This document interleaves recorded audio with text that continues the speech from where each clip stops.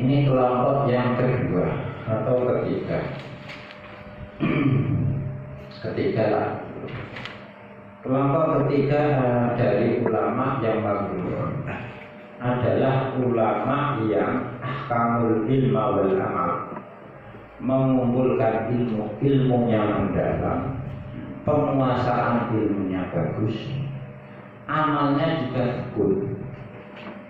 Jadi secara zahir melakukan ibadah-ibadah, dilakukan maksiat-maksiat, ditinggalkan. Sayangnya tidak mengoreksi, mengawasi hatinya.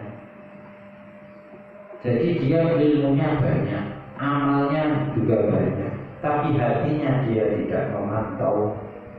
Kenapa? Kalau dipantau ada sifat tercela, sombong, hasud, riya, tolak budi asa, ingin menyaingi orang lain, ingin populer.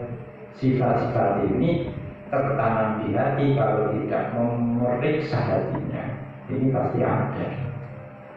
Nah, ini tidak dilakukan periksa hati. Tuh, ngamal ilmunya akeh, ngamalnya akeh, ning hatine dadak rusak. Atau bahkan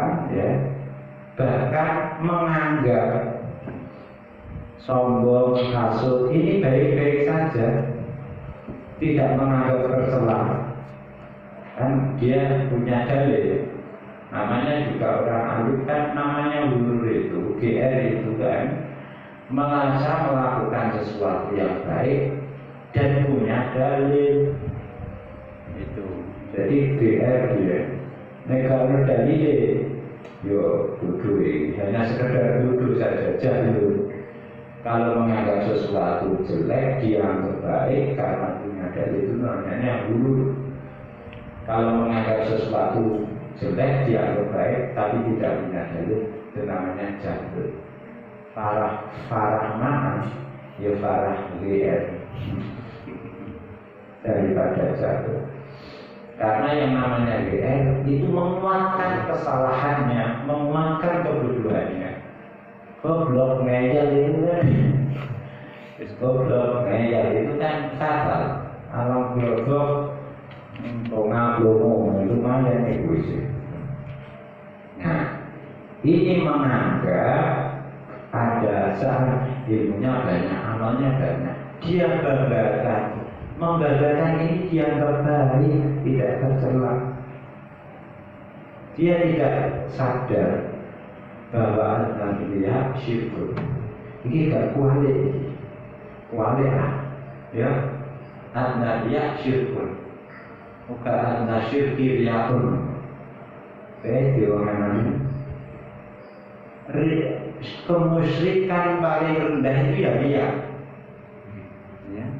Musyrik itu level-level, paling rendahnya syirik itu riya. Orang kok riya itu level-level. Paling rendahnya riya itu syirik. Dan paling dhuwure riya apa? Gak ono. Iki muskil iki. Riya syirkun, nomor hadis nomor 1. Ngono. Muskil iki. Apa aja nanti apa lagi? Berarti makhluk apa? Tidak sadar bahwa riya itu kemusyrikan dalam bentuk sederhana. Bahwa dia sombong dengan ilmu dan amalnya. Tidak sadar, dia lupa bahwa besok di surga itu tidak ada. Tidak boleh masuk surga orang yang hatinya ada satu biji atom kesombongan. Ini sombong. Kalau hasud, karena tidak hasud itu ternyata menghasutkan. Berarti dia ilmunya banyak, amalnya banyak, tapi hatinya rusak. Itu berarti misalnya kalau rusaknya oleh hasad, dengki, amalnya terhapus oleh kedengkiannya itu. Kalau dia sombong berdasarkan hadis, yo amal ilmu dan amalnya tidak bisa mengantar ke surga karena ada kesombongan. Akehlah dalile ilah dari kaminal akbar. Jadi ulama tipe ini, tipe ketiga ini, itu dia menghiasi zahirnya, tapi batinnya dia lupakan. Padahal Allah melihat bukan zahirnya, tapi melihat batinnya. Mereka ini memperhatikan ilmu dan amal, tapi tidak memperhatikan hati. Padahal yang menjadi pokok, menjadi fondasi itu hati.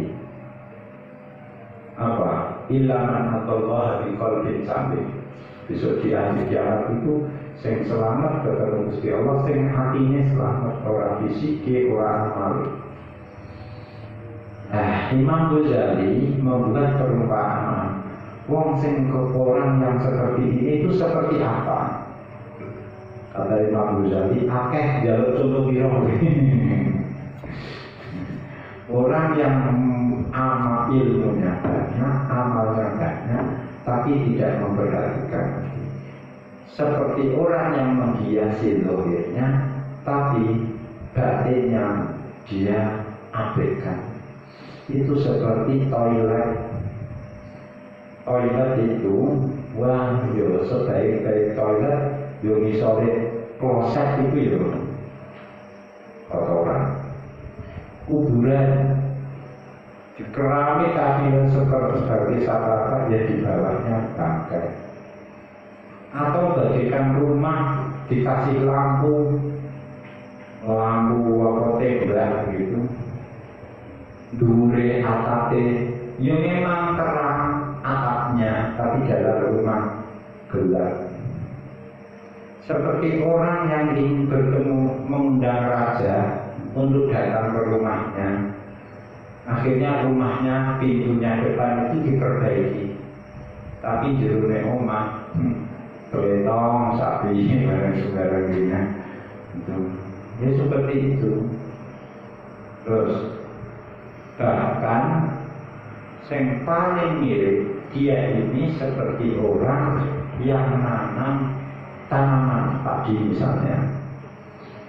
Nanam padi itu biasanya kalau tumbuh pula bersamanya rumput. Nah, rumput ini merusak padi.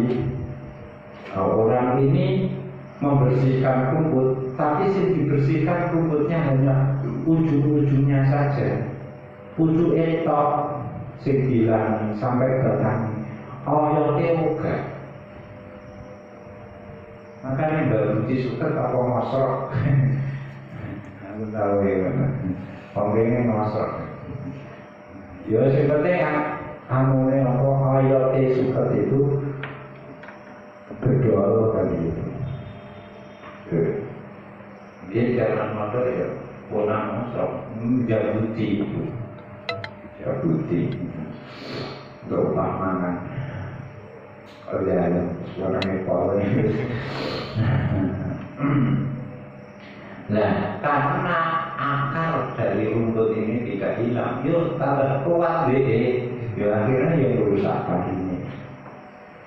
Padinya dirusak oleh akar rumput ini tadi. Ilmunya, amalnya rusak, membusuk oleh hati yang busuk. Paman lain tohirul korla kemukaan. Jadi kalau hati tidak dibersihkan, ya ibadah-ibadah tohir yang dilakukan itu ya terancam lah itu. Ya dipercuma. Seperti orang budikan, orang sakit budik itu obatnya kan dua. Obat luar dan obat dalam. Obat luarnya pakai salep, obat dalamnya muntalpil. Nah ini yang ini santri bodoh ini. Sing pakai salep tok, tapi obat dari dalam tidak. Yo pakai salep tok di belanja gitu ya. Yuspiro sih kekuatannya obat tua dibanding, karena ini hanya penampakan uang, akarnya dari dalam tubuh. Ya akhirnya ya disalah fitrah, ya gak hilang budike, malah meling-meling.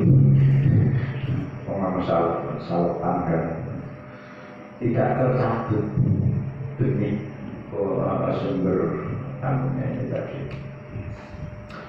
Kalau lebih kotor ukro